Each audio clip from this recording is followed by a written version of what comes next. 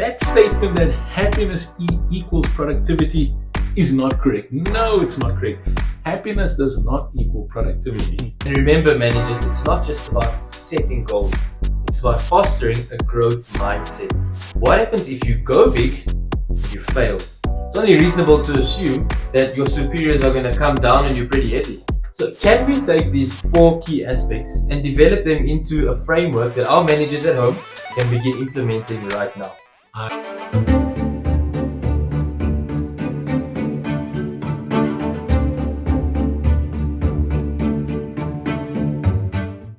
everyone, welcome back to our Learning Kudwa channel. In this episode, which I think we have decided to dub as the Workplace Chronicles, we're going to take a deep dive into all things work related. Today especially, we are going to be challenging the traditional notion that a happy employee is not necessarily a productive employee. I'm your host Liam, and that is what we're going to be discussing today. I'd also like to introduce our brilliant trust, leadership and culture expert, Lorenzo. Very happy to have you here. Thanks, Liam. I'm excited to be here at the show today to debunk some myths. In fact, this topic's going to raise some eyebrows. And that's exactly what we want. So let's dive right in.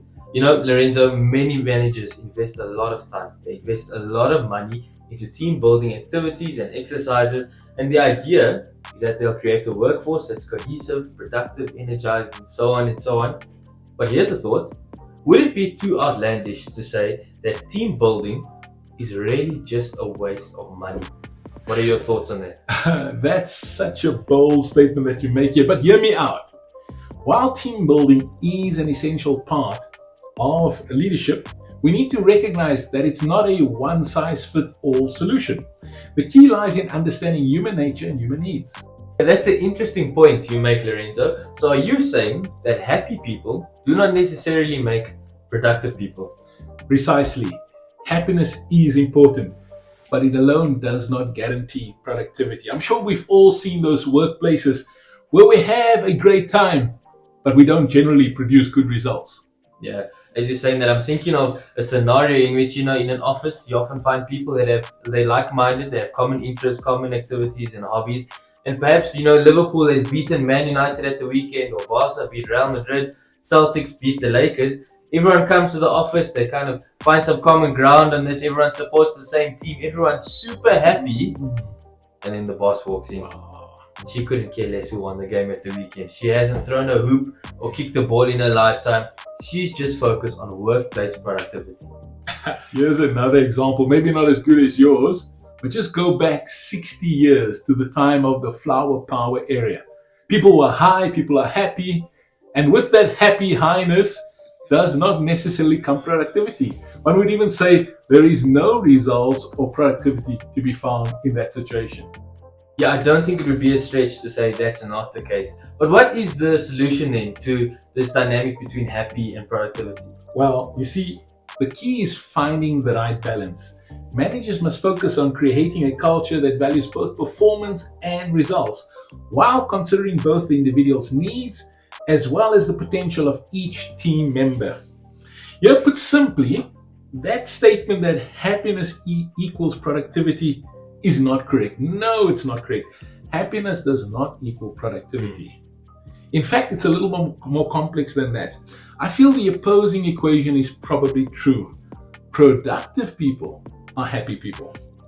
So, Lorenzo, would you say that setting ambitious goals, or what Jim Collins would call BHAGs, big, hairy, audacious goals, is a means to drive outstanding performance? You know what? That's an interesting idea. In fact, I think I agree with that. Ambitious goals can inspire individuals and teams to push the limits and achieve greatness. When employees are given a challenging yet attainable goal, it fuels their motivation and drives them towards exceptional results, provided it's in the right system and framework. Yeah, and that is fascinating. But we do have to acknowledge, though, that there are risks to this approach. What are the risks when managers attempt ambitious goals, but they do so incorrectly? Risks are definitely ever present. If it's not implemented carefully, overly ambitious goals can lead to stress, burnout, and even a toxic work environment.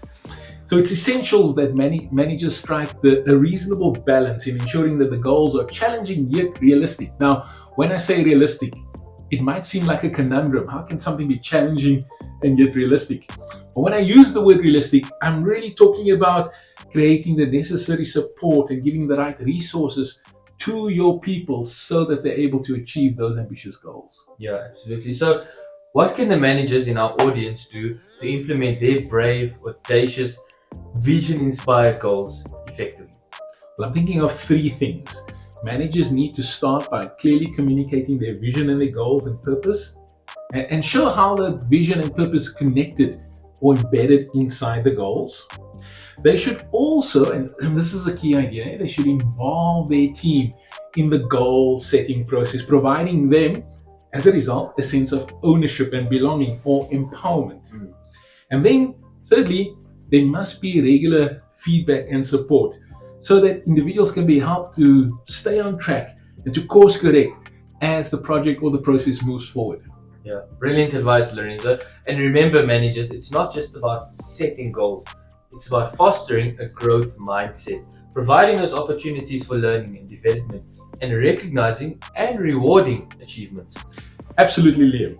It's about creating a culture where performance matters and individuals are inspired to deliver their best. Yeah. Now, the thing is here, it may sound a little too good to be true. Many managers are afraid of taking risks when the risks are great, and rightly so, they are apprehensive. My concern would be, what happens if you go big and you fail? It's only reasonable to assume that your superiors are going to come down on you pretty heavy. It makes me think of that idea, go big or go home. But life is full with risks. Just think about it. Every time you cross the road, you're taking a risk. Every time you get in your car and you go to work or just to the convenience store, you're taking a risk. But we do take those risks. Why? Well, intuitively, it's a calculated risk that we're willing to take. And somewhere in that risk, we've decided that the benefits of taking it outweigh the risk of actually doing it, which makes it worthwhile. Absolutely. The same idea is here. Without risks, there's no benefit, no growth, no opportunity, no improvement. In fact, toddlers understand, well, maybe they don't understand, but have you ever seen a toddler take risks? They're touching everything, putting it in their mouth, even when they know they're not allowed to do it, as they're looking at their parents as they're not allowed to do so. And perhaps it's innocent or naive risk-taking, we may call it, but they learn and grow and improve based on that risk mindset. Yeah, it would seem as though once that naivety wears off and we start to grow up, we become less courageous and we become a lot more risk averse as adults. Hey, that's so true. And I think it's true for many adults as we grow up. But if we remain complacent and if we're happy with mediocre performance and results, then we shouldn't take calculated risks. Did you pick up what I did there? Yeah, I did pick that up. Calculated risks. And let's be clear, we are not advocating stupidity. Your risks have to be intelligent. They need to be based on reason and rationality and the 4 fundamental principles that make us humans. You remember that from our previous episode? I did remember it. And actually, when will we be elaborating on that a bit further? I know we did promise to do that previously on these 4 fundamental principles about human nature. Well, if our audience wants to find out, I bet that they have to stick close to our channel because we're going to clarify that in a future episode. Cheeky, but it's fine. In the meantime, we'll give our managers some security management or the risk management approach of brave, vision-inspired goals, so that they too can have some confidence and comfort to push the bar, to raise their standards a little bit higher. Sure, let's do that. Now, there are 4 key aspects that a manager must remember when he's setting up BVIGs or brave, vision-inspired goals, so that it doesn't appear that he's setting his team up to fail, or that it doesn't appear as if he's setting stretch targets just to make his people work harder. No, that's not what we want. That's not what we mean. What we want is we want people to excel.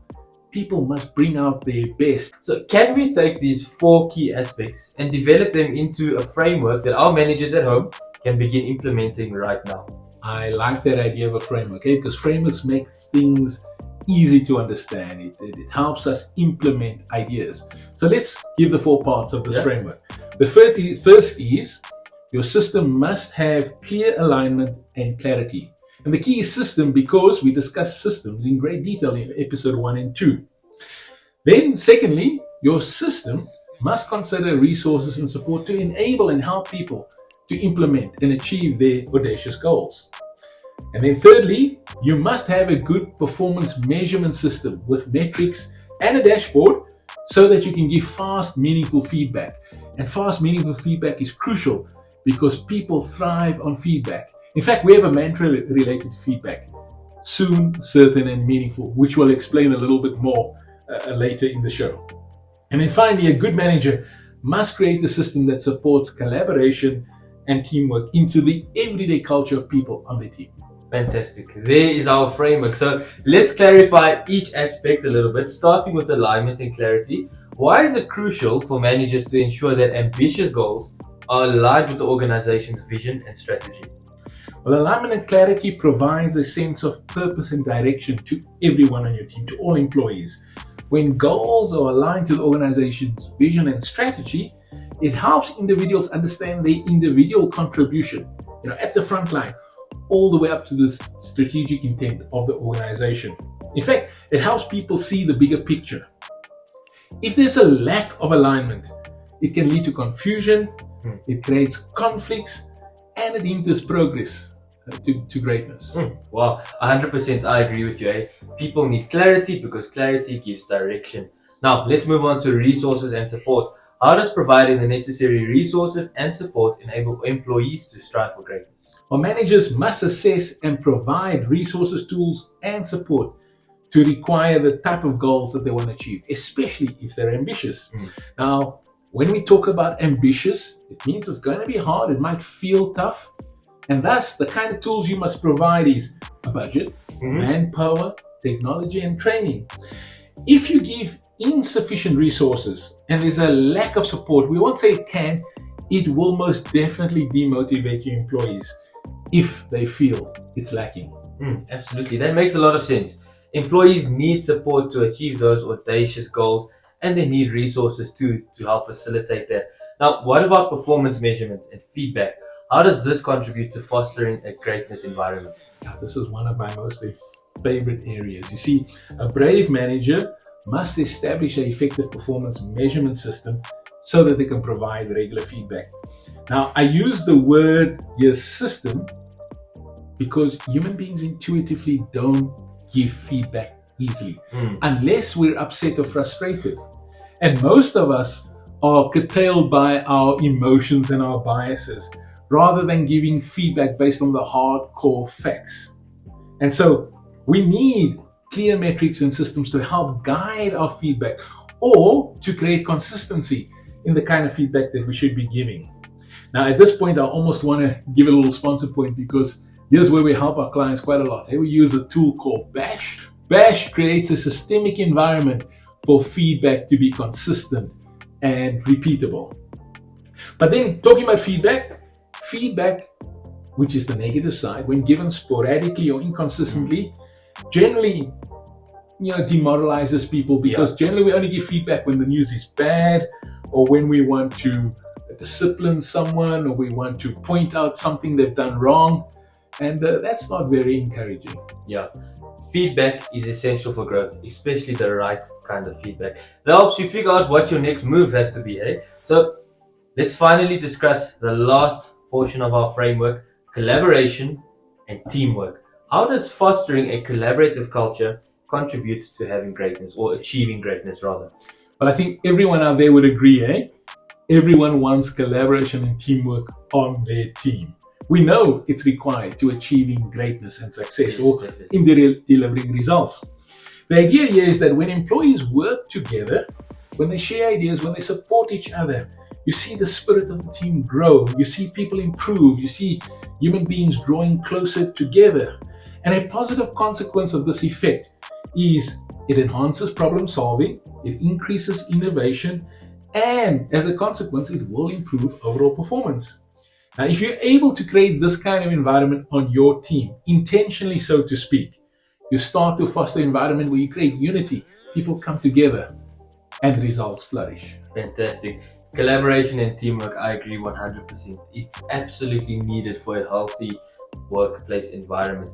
Thank you for these excellent points, Lorenzo. Now, let's touch up on the risks of getting this wrong. What are the potential risks if managers don't consider these aspects that we've mentioned when implementing their ambitious goals? Yeah, we don't want to call it scary, audacious goals. It must be brave, vision-inspiring goals. And so we have to consider the risk. And really what we want to encourage you is don't implement this if you don't fully understand the framework or the process. Get a coach, get help.